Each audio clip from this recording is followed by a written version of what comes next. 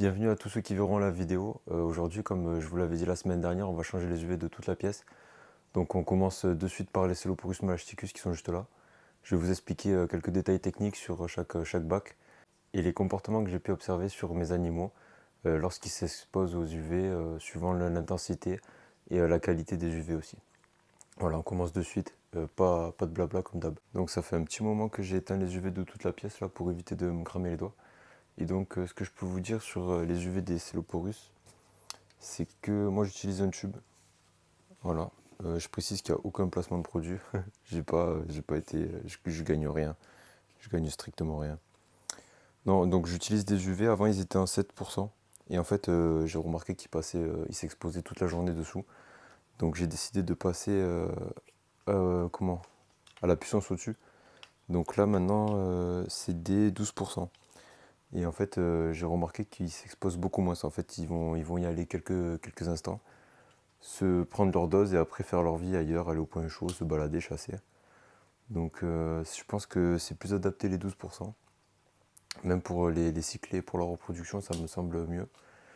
Et donc on va le changer et on va continuer. Je me rappelle plus comment c'est foutu.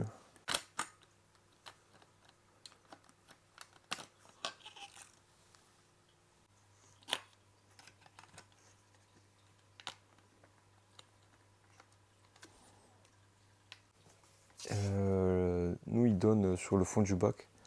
Donc c'est un avantage pour les lézards parce qu'ils ont le décor qui s'arrête juste en dessous. Donc en fait, ils peuvent se caler et prendre leurs UV sans problème. Sachant que là, on est en saison de repos normalement, donc avec beaucoup moins de luminosité. Donc là, les UV, pareil, ils sont comme la lumière du jour et ils sont réduits. Il faut que je me concentre là parce que sinon, je vais pas y arriver. Impeccable. Et ben voilà. Il va être content, Hervé. Aucun de mes animaux, ils sont supplémentés en D3. C'est que calcium et UV. Et ça fonctionne très bien comme ça. On passe au bac suivant qui est juste là, Alf. Il y a un peu plus de manip à faire. Je vais vous rapprocher. Bon, du coup, pour Alf, vous voyez que la lampe, euh, la lampe UV, elle est là en fait. Et en gros, elle donne pile à l'entrée enfin, à une des entrées de son terrier. Donc, quand il était plus jeune, il s'exposait en fait. Il passait une grande partie de la journée à être à l'entrée du terrier à se prendre les UV. Et là, avec le temps, il est plus sur d'autres entrées, donc je le vois plus exposé. Donc, je saurais pas dire si c'est moi qui le vois pas ou lui qui en a moins besoin. Ou peut-être d'autres raisons, hein, je sais pas. Donc ce que je vais faire, c'est que là, je vais le sortir d'ici, je vais mettre l'ampoule dans un dôme plus grand et je vais le poser directement ici. Je pense que ça donnera sur une zone où il est plus actif et donc à voir comment il s'expose. Donc je vais devoir sortir le petit dôme là qui est ici. Ça va pas être fun. On va voir où c'est branché ce truc.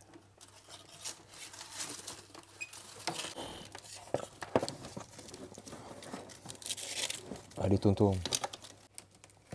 Ouais, du coup, depuis la dernière fois, j'ai rajouté des plantes. Je vous montrerai ça tout à l'heure. Ça change un peu l'aspect général du bac, mais je pense que ça va pas durer longtemps. Faut voir si elles tiennent en fait. J'aimerais bien moi, mais c'est pas sûr avec les tribots, c'est jamais sûr.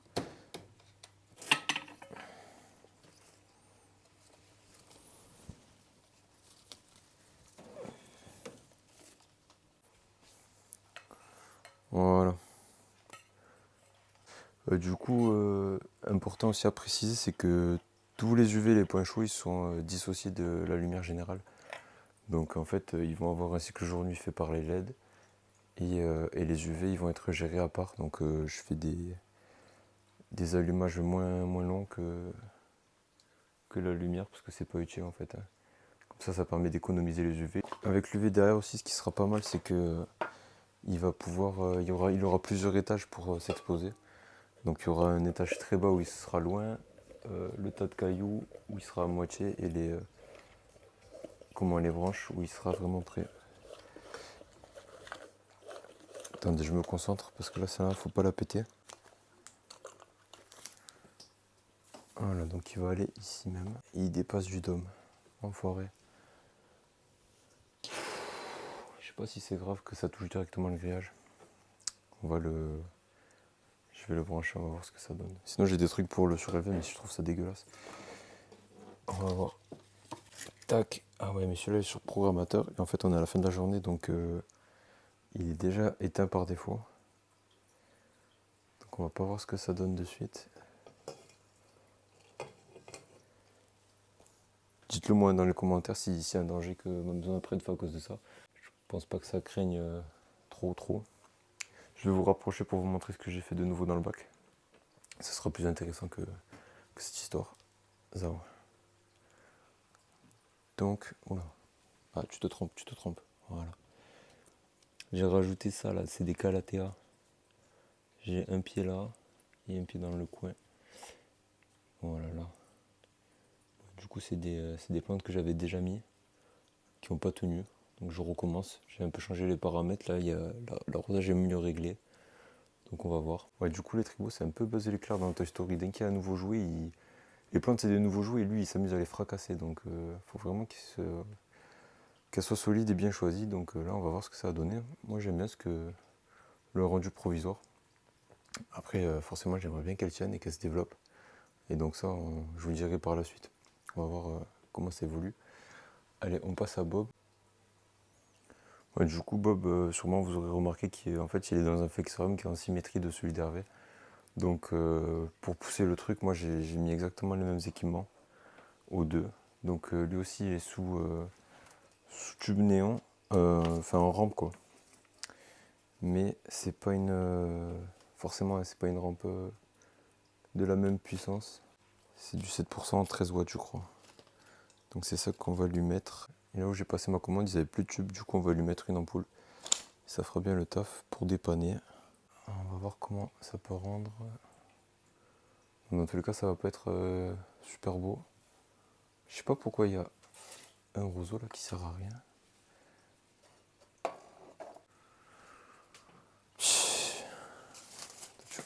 Tu vas aller là. Ici, on va récupérer le petit truc pour suspendre.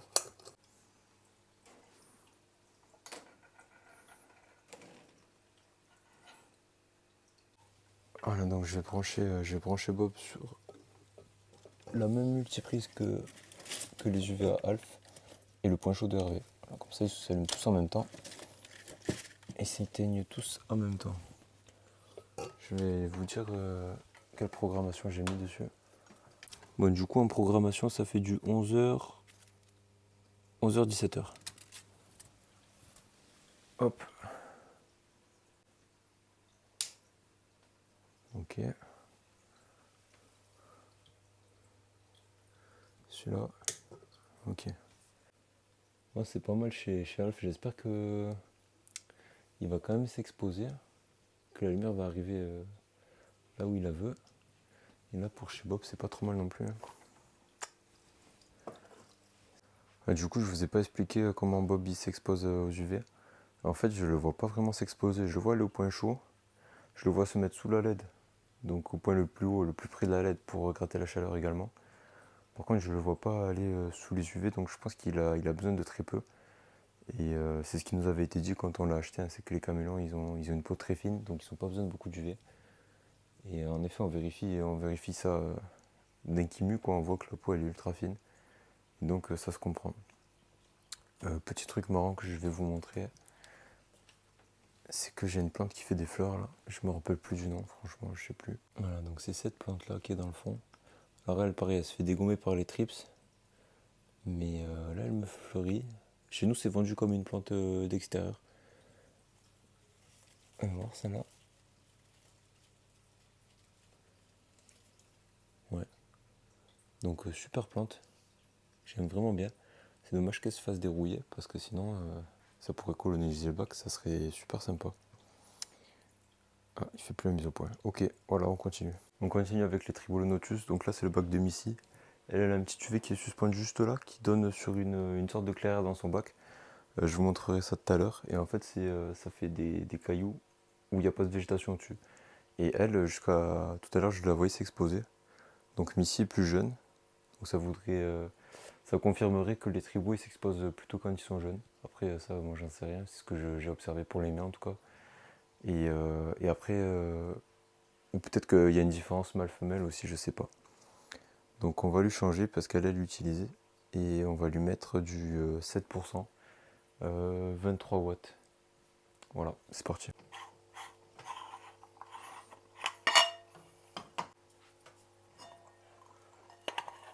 Je vais essayer de me dépêcher parce que là il y a tout le monde qui va s'éteindre, sinon là ça va pas le faire.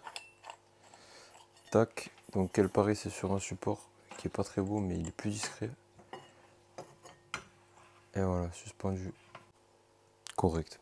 Je vais vous montrer la petite plage que ça lui fait. Voilà, donc l'UV il est ici en fait, et ça tombe pile poil derrière les fougères là, sur le caillou où je vais faire la mise au point. Bon, là où je zoome, hein. Voilà.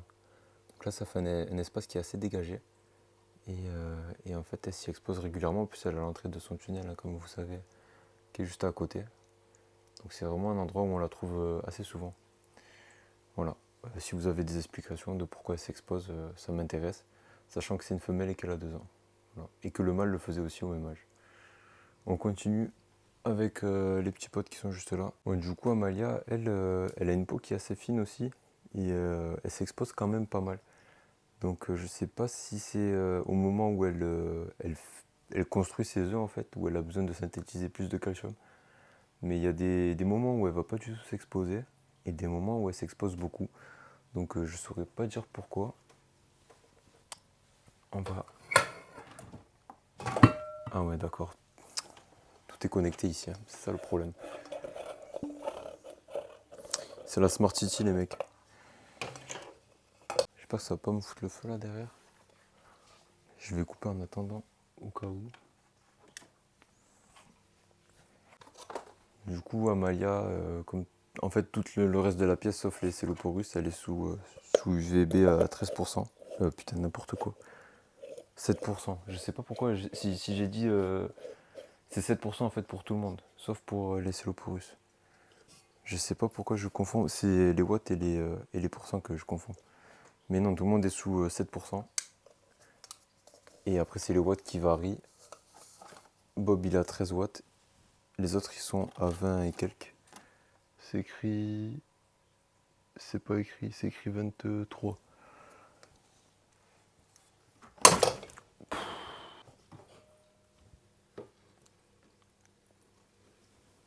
Ça, c'est le risque du métier.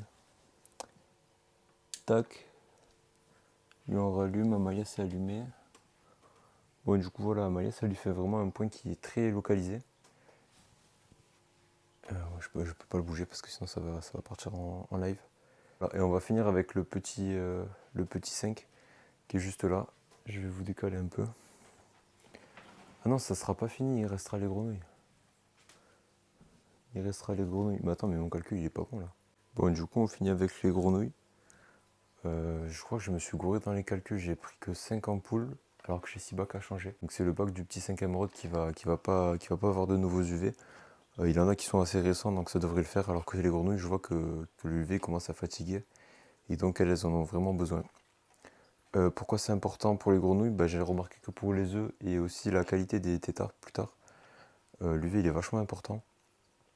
Nous il est vraiment localisé sur une partie du bac. Donc comme ça, c'est vraiment elle qui décide de s'exposer ou pas. Et on remarque en fait que le matin, en fait, elles sont sur la noix de coco qui est pile en dessous. Donc soit c'est pour l'UV, soit c'est aussi pour la reproduction. Parce qu'en fait, la noix de coco, c'est un élément qui a un rôle dans comment le rituel de reproduction en fait. Parce que c'est là où le mâle chante, là où il se regroupe et tout. Donc je pense qu'il y a un peu des deux. Mais en tout cas, je les retrouve régulièrement sous l'UV. Donc là, je vais le changer puisque je vois qu'ils sont en train de... Ils ont recommencé une saison de reproduction. Donc c'est important pour que tout se déroule bien, que l'UV soit de bonne qualité. Donc là, ça va être du 7 watts 13%. Et c'est vraiment très localisé sur le terrarium pour qu'elles aient le choix ou pas de s'exposer. Donc pareil, les grenouilles, elles sont pas complémentées en D3. Elles sont juste calcium et l'UV pour s'exposer. Voilà.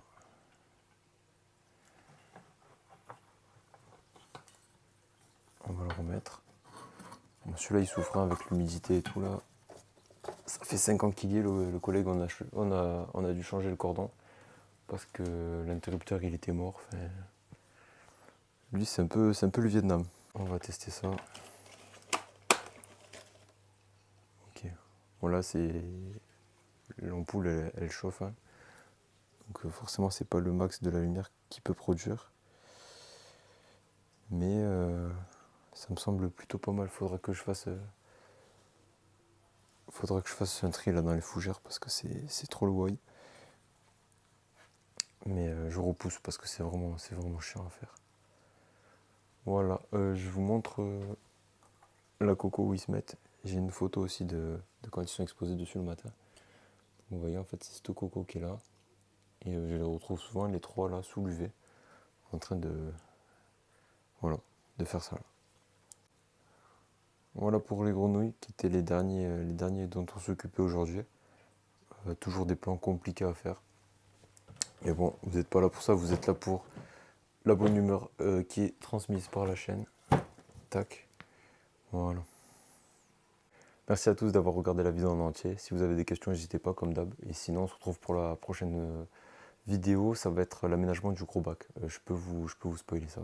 Du coup, pour le prochain bac, on a cette fine équipe de cailloux que j'ai commandé sur le site de Gabacoa. Là, c'est Canopéa maintenant. Et donc ça, j'ai une petite idée de décor avec. Et pareil, je suis allé ramasser dans mon jardin ces grosses racines. Donc il va falloir trouver un agencement et tout. Donc là, vous voyez, c'est tip top la taille. Donc ça va être le prochain truc qu'on va faire sur la chaîne. J'ai aussi commencé à récolter quelques plantes qu'on va mettre dedans. Et ça sera un bac pour le... Ah oui, j'ai la lumière aussi. Ça sera un bac pour le petit 5 émeraude qui est là. Et donc forcément, je vous expliquerai le délire et les plantes qu'on met dedans. Et ça sera forcément un peu en lien avec son origine géographique. Voilà. Sur ce, si la vidéo vous a plu, pensez au petit pouce, à vous abonner au compte Insta et à la chaîne YouTube. Et moi, je vous dis à bientôt.